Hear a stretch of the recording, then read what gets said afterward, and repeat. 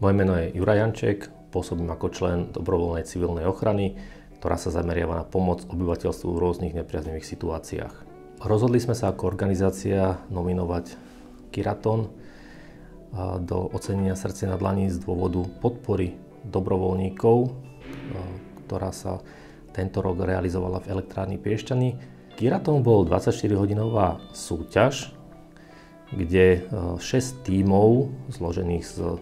neziskových organizácií a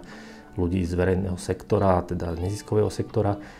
mohlo premýšľať nad zadaniami, ktoré boli pre tento rok vyhlásené v rámci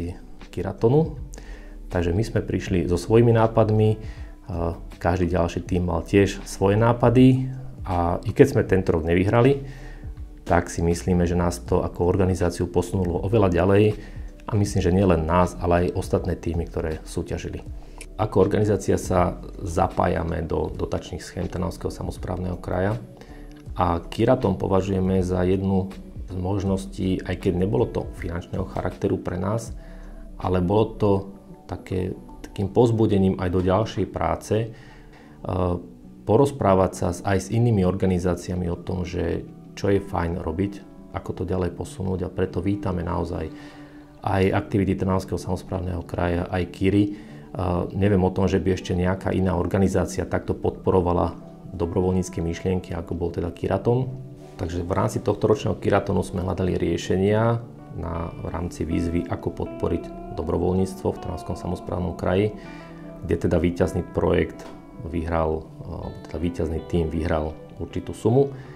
a taktiež získali financie na realizovanie toho ich víťazného projektu. Takže bolo to naozaj veľmi kvalitne pripravené tieto projekty, nielen teda náš, ale teda aj tých ostatných a viem o tom, že KIRA, aj keď teda projekty neboli ďalšie úspešné, ale nápady z týchto projektov môžu byť ďalej realizované a podporené Trnavským samosprávnym krajom, KIRou a dobrovoľníckym centrom. Takže verím, že tie dobré myšlienky, ktoré tam organizácie a jednotlivci priniesli, budú pretavené v rámci projektov.